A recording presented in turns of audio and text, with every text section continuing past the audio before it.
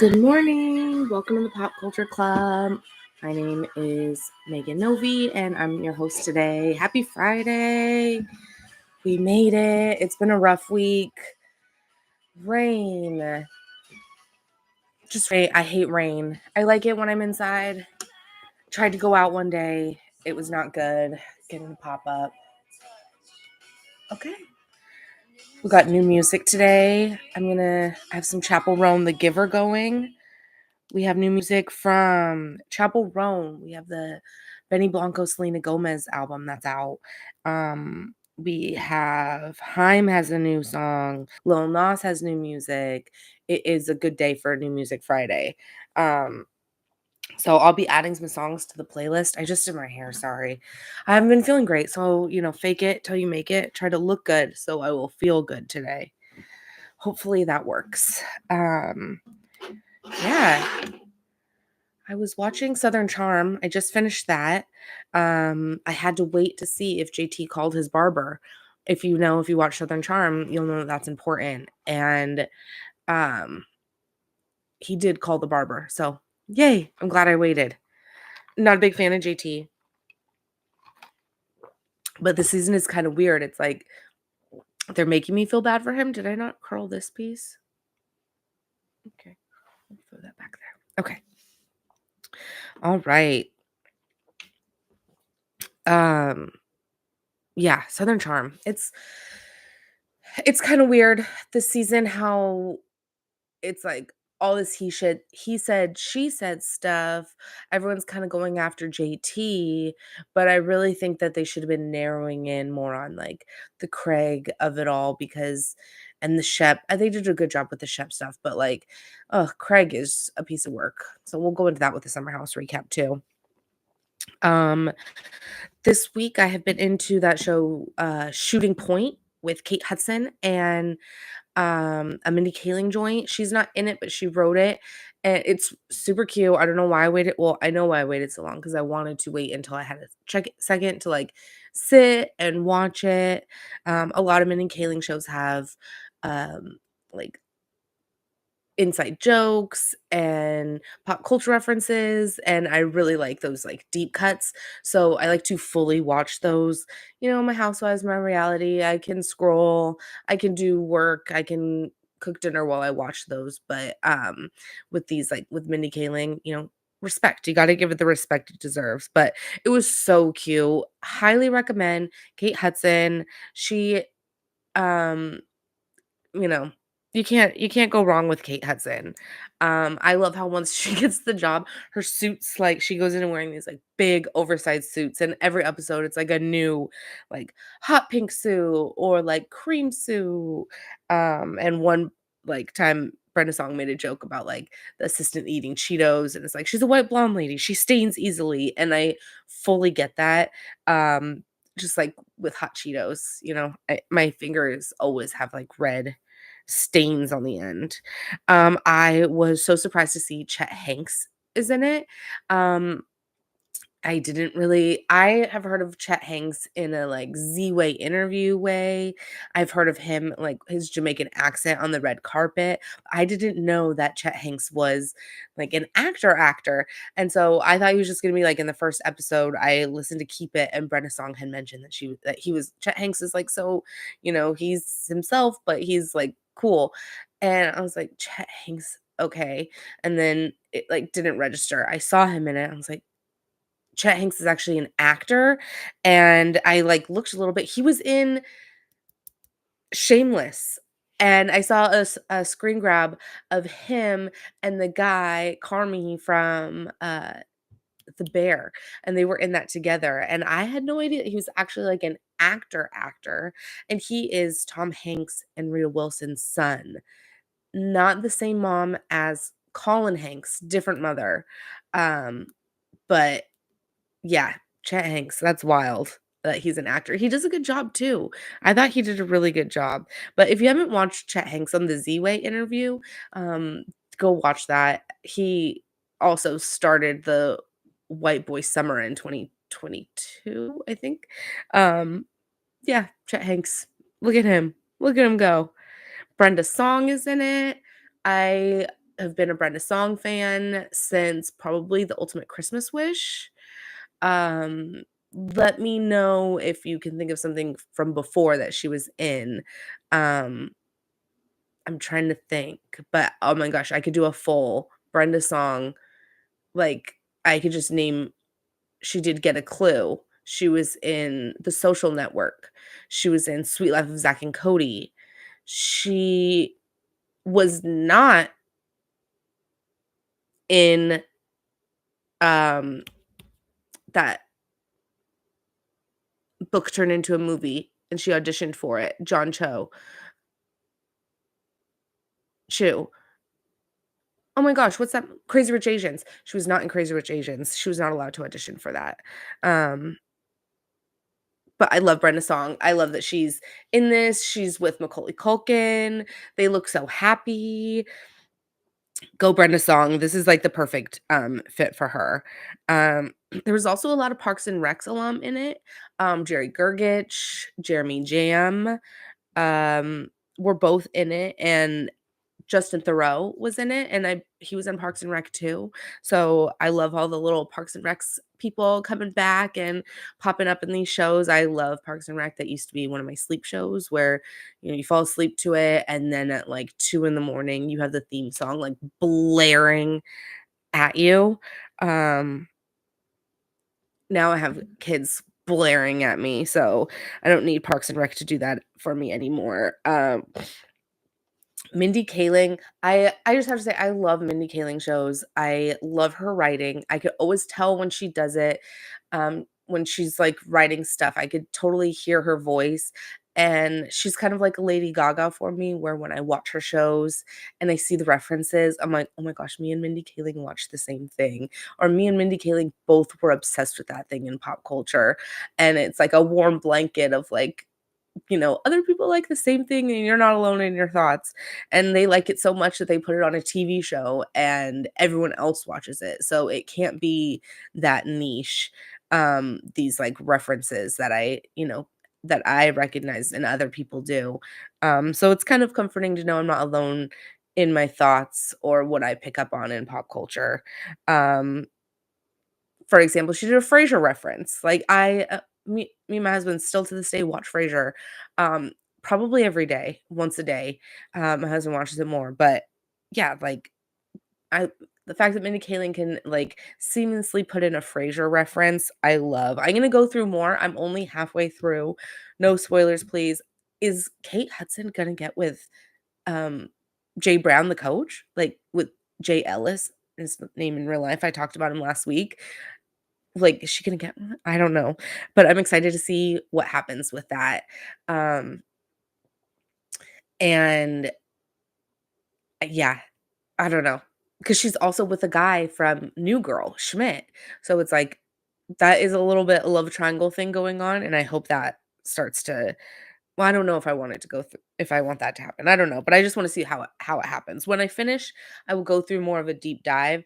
I didn't wanna go on IMDb and, like, look at everyone yet because I didn't want any spoilers, if there's any, like, guest stars. I've been really enjoying to see who pops up. The girl from Mad TV and Scrubs was on the last episode as Chet Hanks's mom, and so I'm excited to see, like, who pops up. So I'm not gonna IMDb yet, but when I finish, I will definitely go on a deep dive and let you know some of the characters that I saw, what else they've been, in. I'm still trying to figure out what one of the brothers is from, not the one from the other 2, not Justin Theroux, but that other guy. I can't put my finger on what he's from, but I'm gonna wait till the end to look it up to see if it, like, comes to me. Um, yeah, I love these Netflix shows. Like, this kinda reminds me of a Nobody Wants This, where we have these, like, actors that we love with, like, a nice, easy, like, light show that's just, like, funny and, I don't know, keep going with these Netflix because I like them. It's almost like an extended romantic comedy, like a slow almost like a slow burn romantic comedy, especially if this, like, Kate Hudson, Jay Ellis thing, like, goes on, or even just a comedy, but I like the slow burn of it where you can get to know the characters, and so you really, like, understand them by the end, Whereas, like, a movie, you only have them for that short window, and you have to kinda put a little conjecture into, what they're thinking, and everyone has a different opinion, and I don't know, I might be rambling, but that's just how I feel about these Netflix shows. I really, really like them. Like I said, New Music Friday, Selena Blanco, may as well be Selena Blanco. I kinda like that. Selena Gomez and Benny Blanco have their new album out. Their first single was with, Grace I don't know yeah, with Gracie Abrams. Call Me When You Break Up With Your Girlfriend.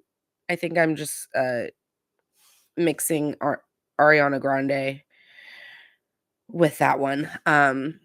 Their song is called Call Me When You Break Up With Your Girlfriend. Break up with your girlfriend. It sounded like that Selena Gomez one. Um So that's the one that I was listening to, and then they have their new one that just came out, and, Sunset Boulevard, their new music video. I just watched clips. I haven't watched it all. It looks a little weird. It's supposed to be based on um, a movie, and I looked it up at, like, 11 o'clock last night, and I can't remember the movie, but it was, like, weird, and I think she's eating him in it. I think she's eating him. Um And they have this weird shtick, and it almost kind of feels like a Beauty and the Beast kinda thing, Selena Gomez being the beauty, and you can take the rest from there. But they're kinda playing into that, like, she's this beautiful girl, and she's big, and then from what I saw, Benny Blanco was this tiny little guy in, like, the corner, and she would, like, have these big heels. I have to go watch the full music video. I wasn't in the mental space to watch it last night, but from what I saw, I'm we'll see. We'll see. I will give it a full listen and full try before I give my opinion. Let's just do that. Let's just do that. Chapel Roan's The Giver. It's just a single, I'm pretty sure. Yeah, it's a single. She's been doing her lead up to it where she's been dressing up like uh service workers, a plumber, a dentist, and listen to the lyrics. It's a fun song. I said Sunset Boulevard. Relationships by Haim is the new single that's out for them. I'm gonna add that to the list. And then Hotbox by Lil Nas X is what I'm showing for New Music Friday. I'm gonna add those to the Pop Culture Club playlist on Spotify. You can listen along to all of the music that I talk about on the show. And like I said, we'll see if any of these are contenders for the song of summer. Um, if you have any suggestions for Song of Summer that have come out so far that I haven't gotten to, go ahead and drop them in the comment, and I will add them to the playlist because, yeah, I'm always down to listen to some new stuff. Some news. Let's see. Some uh tabloid news, I guess you would say, Us Weekly, just maybe tidbits of news that I went through this week. I wanted to fill you guys in on. Kristen Cavallari did an interview on a podcast with Talon from Laguna Beach. Kristen Cavallari was in Laguna Beach. She was in the second season. It revolved around her. Then she moved on and kind of did her own thing, made a career for herself. Um, married Jay Cutler, did a cookbook, and then did a show called Very Cavallari. I've watched every episode of that. If you ever want to talk about Very Cavallari, I'm all ears. I'm always ready to talk about it, especially Shannon Ford. If you know, you know. Um, but she was on her podcast talking with Talon about how, I guess Talon, I remember this a long time ago, back in those days when all the Laguna Beach people infiltrated the young Hollywood parties. Steven, Talon, Jason Waller, all these guys were just like out in LA trying to get with like the Paris Hiltons, the Lindsay Lohans. And so Talon and Lindsay Lohan were an item. I remember that. And they were talking about how um sorry, I didn't want to cough in the mic. They're talking about how Lindsay Lohan showed up at um the hotel, and Kristen Cavallari and Talon were in a bed together, and Kristen was like, "Nothing was happening. We were just friends. Nothing was happening." And that's totally Kristen Cavallari's thing. Like, I don't know her in real life, but Kristen Cavallari hasn't always given the vibes that she's a girl's girl, and so for her, it's like, I mean, I wasn't doing anything. It's not my fault that your boyfriend wants to be in a bed with me. And that was like kind of the attitude that it's giving. It's like he's been my friend first. And so we're going to be in a bed together and I don't care about you. And so I could definitely see why Lindsay Lohan would be pissed. Just because she's an actress doesn't mean that she's going to be okay with you with uh the D-list celebrity star that she's dating being with you in a bed with you. So I could see why she was mad, but they were kinda, joking around about it and, just, I guess, reminiscing but it kinda felt like it was at Lindsay Lohan's expense, and we're not gonna come for Lindsay Lohan. It's not Lindsay Lohan, trash talk time. It's not Pitbull circa 2009. I think that's when he talked about her in that song.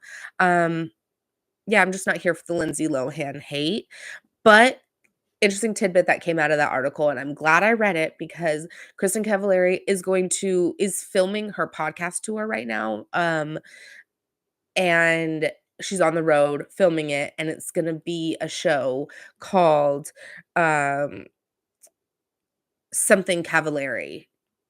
Not very Cavallari, exposed Cavallari, something along those lines. It comes out in June, and I will be watching that one because Kristen Cavallari is like a reality show, or a Cavallari show is like a almost like a hate watch, a guilty pleasure.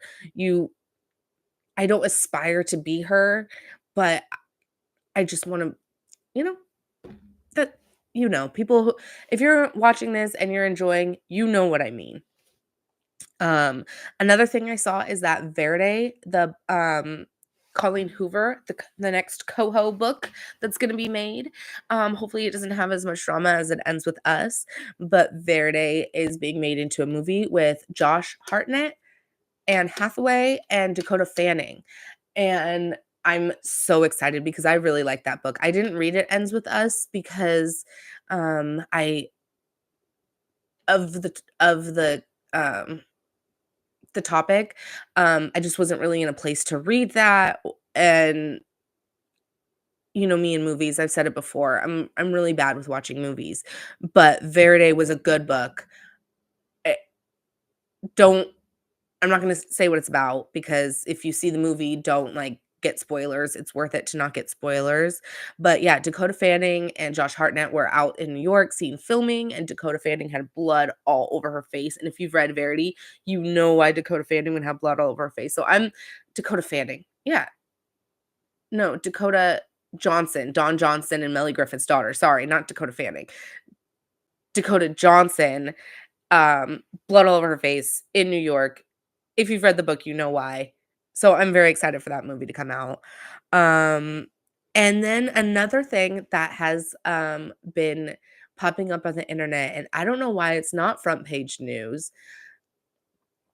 but this whole Bill Burr, Billy Corrigan thing. I'm gonna go back if you guys don't know. Bill Burr is the redheaded comedian from uh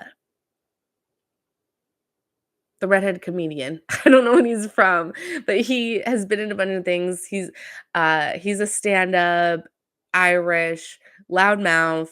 If you follow comedy, you know him. Anyways, then there's Billy Corgan from the Smashing Pumpkins. And Billy Corgan, his dad was a musician and he would travel around. And he his dad had a secret family, and that family is Bill Burr's family. And he named both kids Bill. He named both kids Bill. The dad named both kids Bill. That's not good. Um, Bill and Billy, I mean. Okay, so let's move forward. Oh, Billy Corgan is from the Smashing Pumpkins. If you don't know Smashing Pumpkins, Rat in a Cage. Um, they did the cover of the Stevie Nicks song, Landslide. If you grew up in Southern California, you heard them on K Rock every single day. Smashing Pumpkins, Billy Corgan. So they were on Bill Burr was on the Howie Mandel show, shooting the shit, talking. Then all of a sudden, Billy Corgan walks in and Bill Burr is pissed. At first, I thought it was a bit. The comments on TikTok were like, "This is a bit." It I don't think it was a bit. Bill Burr was livid and was just like, "No, why are we doing this? Like, no." And then Billy Corgan is standing there like, "I thought that this was okay. I thought I he said it was okay." And it's reminding me of a movie. Like, now that I'm talking about it, I can't think of what movie, but if I think about it, I'll come back and tell you. Oh my gosh, where he's just like, "Oh, I thought it he said it was okay."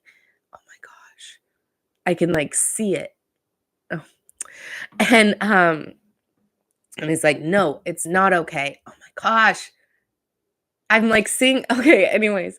So he comes up and he's like, "I thought he said it was okay." He's like, "No, it's not okay." And then finally, like, it's like, "Fuck it, whatever, whatever." And Howie Mandel is just, like, playing dumb, being shady Howie Mandel, and yeah, and so they kinda, like, talked about it for a little bit and kinda confirmed it on the show, and it's just crazy. Like, that is a crazy story, one of those crazy pop culture stories that, like, I love. It goes through all these genres, the comedy genre, the '90s grunge genre, meeting together. I love it. It's one of the things I love about pop culture is when, like, it all comes into this, like, crazy story. And I have another one next week I'm gonna talk about with, Wendy Williams, and it's the Wendy Williams and the Mighty Ducks. So, stay tuned for that one next week. That's gonna be a crazy, like, pop culture mashup, story. But yeah, Bill Burr and Billy Corgan. If you look at their pictures, if you go look, you will be able to see they do look very similar. They have that pale, very pale skin, that same kind of face. They even talk a little they have I don't know, Bill Burr has, like, a big, uh, Boston accent, but yeah, that's that's crazy. Um, if you hear any more, if you guys know any further details, drop a comment. I will be covering this more if anything else comes up. But yeah. Um, Another thing that came up is that Lisa Vanderpump is going to be opening a Vegas hotel. I am so excited. It was bound to happen because her and Ken are just like restaurateurs, and Nick Lane, oh my gosh, I hope Nick Lane is involved with the design of the hotel. He has to be, right? He's done her I know he's done her most recent ones. I'm pretty sure he did Wolf. He has to do the hotel. Oh my gosh, I'm dying to see what they put together because I love a Lisa Vanderpump restaurant. You think, oh, it's like this Vanderpump. Full disclosure, I've only been to 2. I've been to her Vegas one, which was really good. They make the drinks strong. They say it on the show. They do make the drinks strong, and they do. Um, it's not about the food, it's not about the taste, it's about the experience, and Lisa Vanderpump knows how to give you that experience where you walk into a restaurant and you're just, like, looking at everything on the walls. I used to work at TGI Fridays, and we used to have knickknacks all over the walls, and people had things to look at while they waited for their food, and then they weren't so crabby about waiting for their food. Now it's just a blank wall. You're making people stare at this blank look like this. People are eating, like, at restaurants that have this, like, blank wall, and they're staring at it, and they don't wanna have to make conversation with just the person they're looking at, so then they go to their phone. And maybe if there was more, like, knickknacks, some Snicker snackers up on the wall, um, people would have a better experience, and I think Lisa Vanderpump is, keen to that, and she does that with her restaurants. That's my diet tribe on the Lisa Vanderpump, knickknacks on her walls and decor, and Nicolaine. Very excited. It's gonna be at the Cromwell, which is where Giada's restaurant is, and it's very good. That is a very good hotel spot. Prime real estate, right in the middle of the strip. Cute hotel. It's not like this big friggin' like Wynn or like this massive property. It is like Lisa, I think she's gonna kinda take that, like, boutique hotel vibe that Cromwell kinda has and keep it going. Um, Perfect spot for her. It's set to open 2026. I will be there, maybe not at the opening, maybe not a year after the opening, but I will get there. Bucket list, is to stay at the Lisa Vanderpump Hotel and then go down and, have lunch or dinner at Giada's because that place is delicious as well. Um, yeah, go Lisa Vanderpump. Um, I'm not a fan of her, like, opinions. She always takes the guy side. She was a Tom sympathizer. She was a, James sympathizer. She was a Jack sympathizer.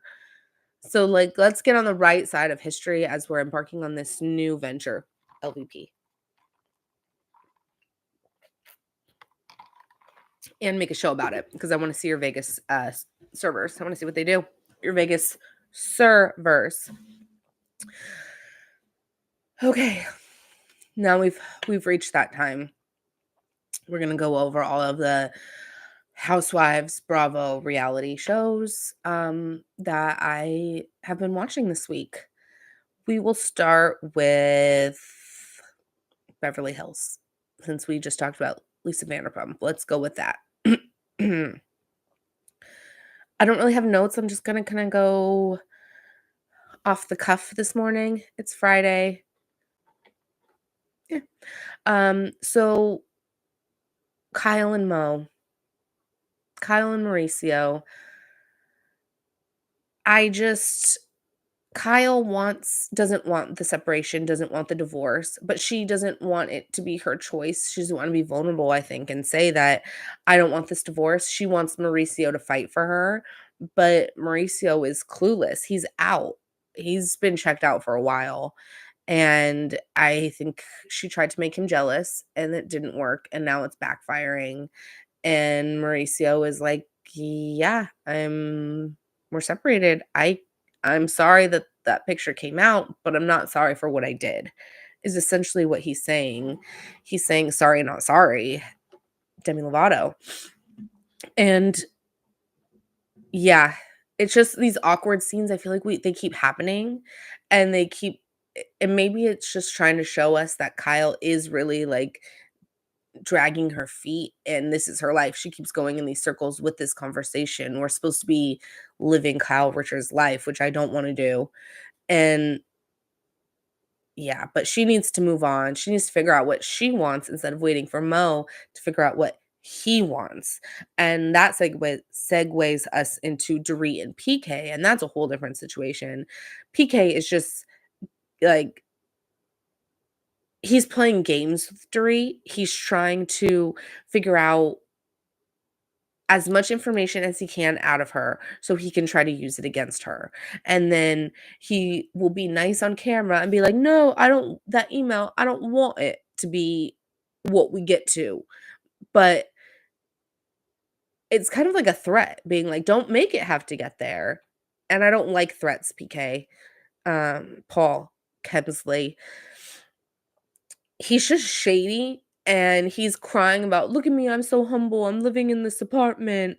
And it's like, "Okay, you're not living in some like studio apartment in the valley. You please, you're not."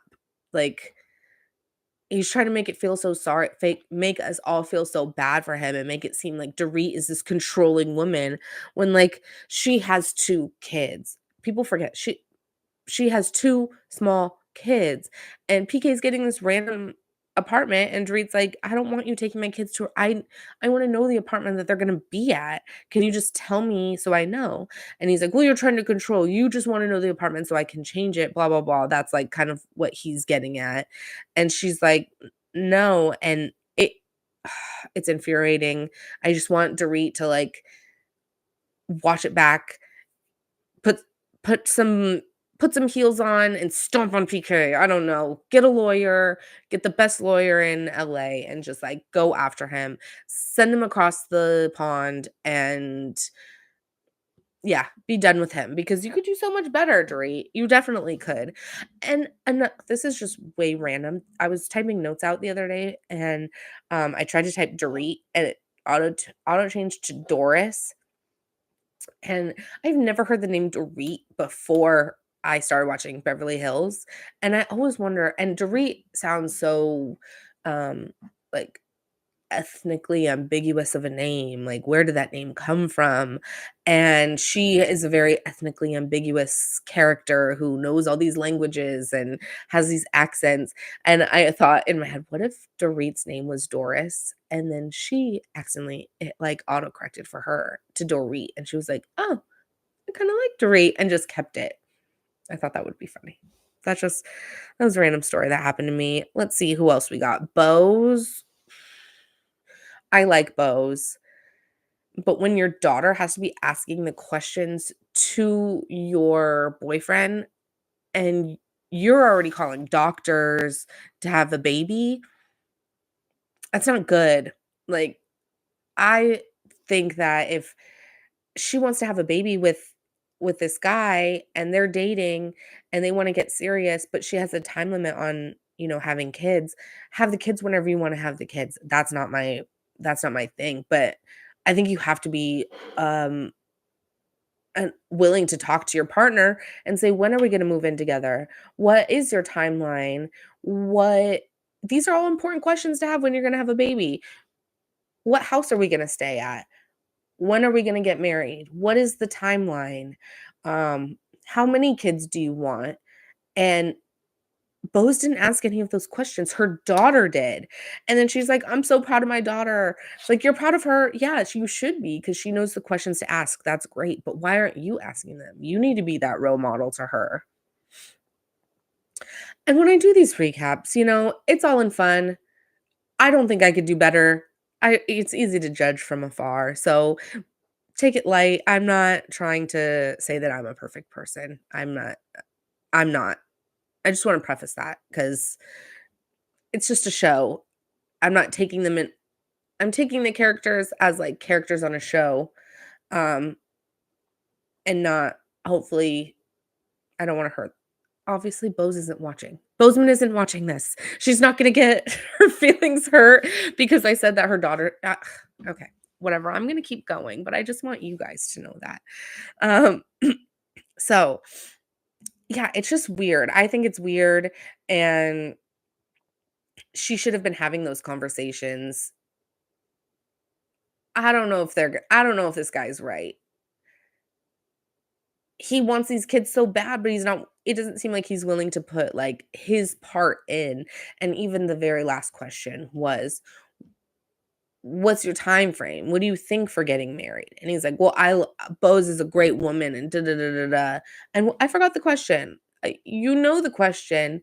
You said you forgot the question because it was a test to see if they would follow up and repeat it and if you had to answer it or if what you said just sufficed. I know your tricks, bro. I know your tricks. We'll see what happens with that. But I love Bose's daughter. She's really sweet. She seems really like mature. And I really like her. Erica Jane did the grand reveal of her new place. Cool. They're getting ready for their trip. I had mentioned like when I had just briefly watched that Bose was like, "Oh, this trip is not going to have any drama." They get there and there's like the room situation. I'm always waiting to see if the room situation is going to be an ordeal. And they have Sutton and Jennifer Tilly sleeping in the same bed together. I'm not saying that in like a weird like ooh way, but like I don't see Sutton as a bed sharing friend. She brags about her money, her stacks on stacks on stacks. Like she's not a bed sharing person. So I see Jennifer Tilly as a bed sharing person for sure. She's just like, I feel like she's just get me a bed and I'm good. Maybe a cute little sleep mask, but Sutton, that was weird. We'll see how that goes. And Sutton and Dorit are just not on the same page. It's awkward. Dorit is like doing this like Sutton impression, and Sutton is just like Garcelle is, like, has the eyes, and, like, I honestly, I can't really follow the threat. I get why Dorit and Sutton are, like, clashing because they're just taking jabs at each other, but then it's starting to get into, like, this Sutton is like, "Kyle's not my friend, she's good friends with Dorit," and then Garcelle is like, "Well, she needs to." I don't know what is going on.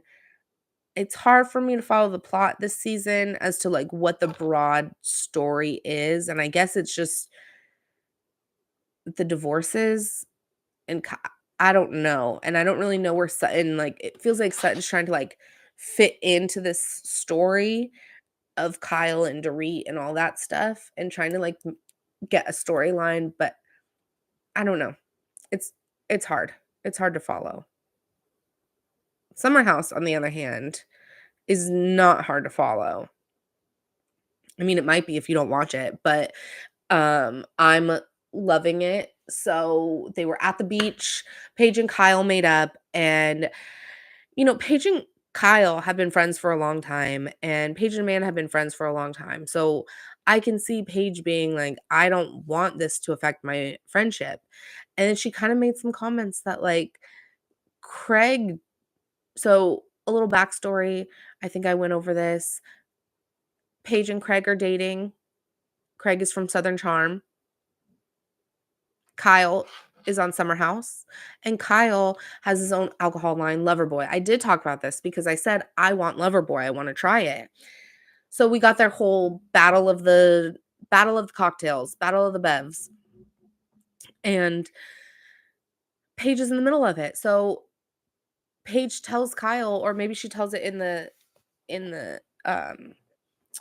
interview later, I didn't want Craig to do this. I told him not to do this. I told him not to, like, partner with the other spritz company, and he just, like, he did it, and it just, like, Craig. Craig. He's just s he does what he wants, and then when people and then gets mad about the reaction to it, and that's how I feel about Craig, and he, like, always does what he wants and always wants it his way, and so, I think that Kyle didn't give him the answer that he wanted, and he wanted to go do something and show him, like, "Well, I can do it too," and he went and found us a brand and he invested in it. So, I thought that was kinda weird that Paige like, mentioned, "I didn't want him to do this." Um, I thought that was telling. So, they make up. I thought that they had a good talk, and they both, like, aired out their stuff. Kyle is a good apologizer, which is why he's still around with all the stuff that he's done, is because, he goes crazy, but he can apologize and I guess smooth things over, which is what he did with Paige. And so that was good. Lexi is a little bit jealous of the girls and Jesse, and I think it's just you wouldn't think that someone who's a model, who's, like, so young and has dated Brooklyn Beckham and has, like, dated all these, like, I think she dated another celebrity's kid too. Um, like, you wouldn't think that they'd be so insecure, but, insecurity can get to anyone. All those people have been in the house. Sierra, Amanda, Lindsay, they all have this prior relationship with Jesse, and so I think that she's not so much jealous of, like, them physically, but she's just jealous of that, like, connection that he has with them where they can already, like, joke and stuff, and she's just, like, that pretty girl so far to him, and I think that that's where her jealousy is coming from. She's saying it's because of the boobs, because she doesn't have as big of boobs as Lindsay, who's pregnant. Obviously, they're gonna be big, and Sierra's just, I mean, no one can no one can compare to Sierra, come on. And so, I think that it's not she's saying it's like the boobs. I don't have boobs, I don't have big boobs, but I think it's that she's jealous of, like, this comfortability that Jessie has with the other girls. But she doesn't know that, so she can't really say that. That's a me thing. I have this hair that's sticking out that's bugging me. Okay. It's oh, it's a baby hair.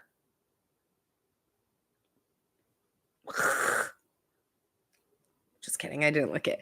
Um, she is yeah.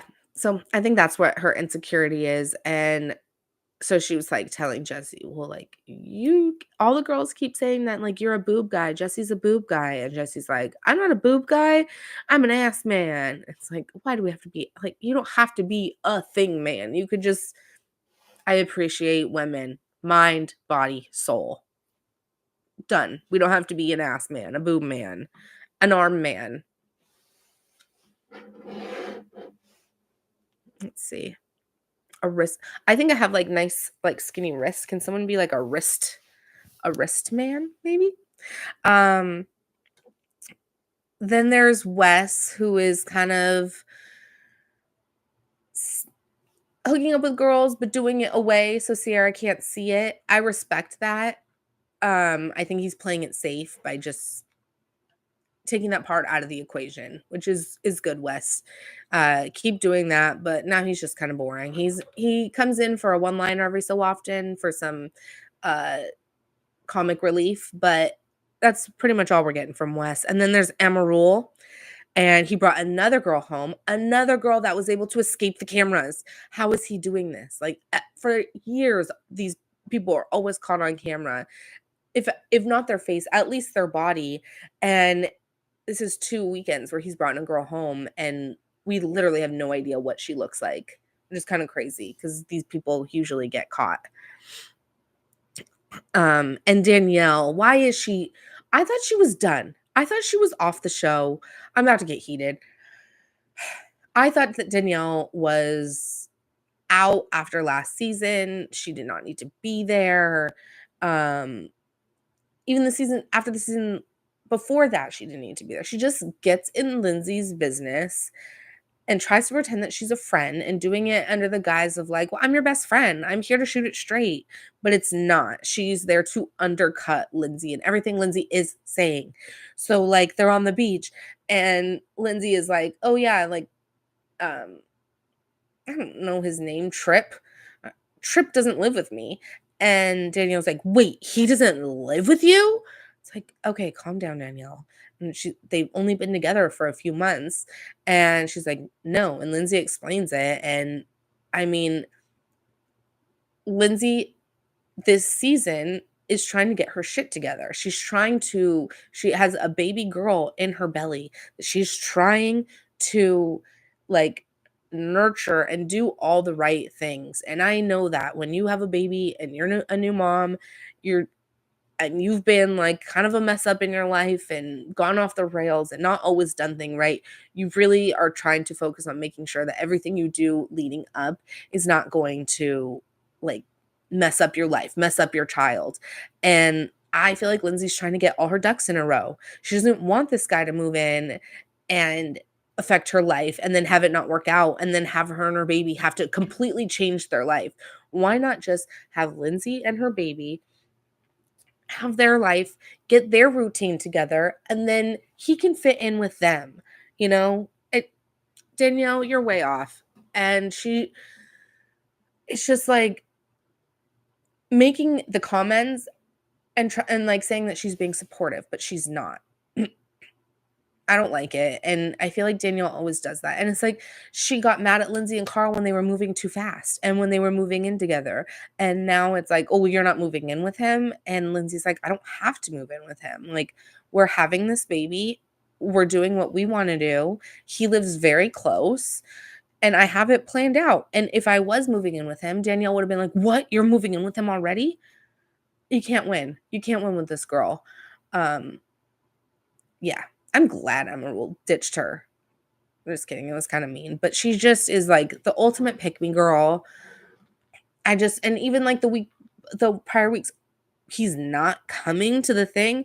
No, he's not coming. Like you knew that. You knew that he wasn't going to be filming. Why are you being like on camera? So, and then back to Paige and Craig. They go to dinner. They eat some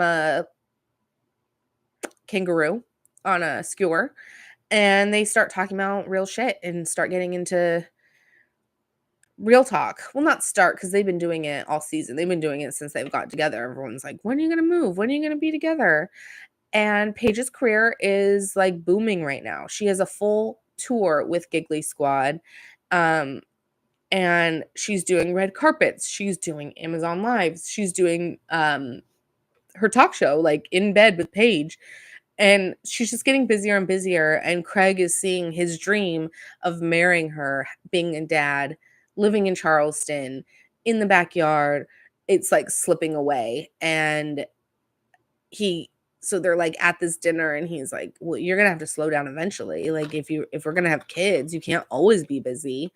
And she's like, "Well, yeah, but right now this is what I want, and I'm not really focused on having kids right now. That's not, like, my priority." She made a comment like, "I can't even get my eggs frozen." And Craig is just like, "Well, I didn't expect things to be on, like, not on my terms," essentially is what he's saying. "And I didn't expect to be in a relationship where I have to be so submissive and blah, blah, blah." And it's like, "You don't. You can go do your own thing, but this is what Paige wants." And Paige has always been, like, kind of like this. She's never said, "Yes, I'm gonna do this." She's always said, "Yeah, like, eventually, but not anytime soon." I don't think she's ever said anytime soon that she wanted to, like, settle down and have kids. And there's a difference between, like, talking about, like, eventually and, like, thinking about that future and being like, "Okay, let's, like, plan it." And I think she's in that, like, eventually stage, and Craig is in that, like, "Oh, let's start planning." And that doesn't they're just not on the same page, if you will. Um, but yeah, some of the comments that Craig makes, it's like, okay, you clearly thought that from the way that Paige looks and how bubbly she is in the beginning, I think he thought that she would get this, like, work thing out of her system, and that's cute, and then you'll come home and live with me in Charleston. And I think he thought that was gonna be a lot sooner than later. I don't think he thought that she was gonna blow up like that. And this is what she's wanted, this is what she said she wanted. Why would you wanna be with someone who didn't even think that you were gonna get, like, that big? I don't know. I'm reading into it. Craig is all over my TV. He's on Summer House, he's on Southern Charm. I just watched Southern Charm this morning, and he is just, like, in a mood in his backyard with Austin. I'll cover Southern Charm next week, but he is just, like, even when he gets what he wants and that he's all there, he's still not happy. He wanted to have Paige and Austin chilling in his backyard, shooting the shit. Even then, he's still not happy. So, yeah, Craig's a liar. That should be, James Kennedy's new remix. Craig's a liar. Um, that's just how I feel. I'm glad him and Paige are done.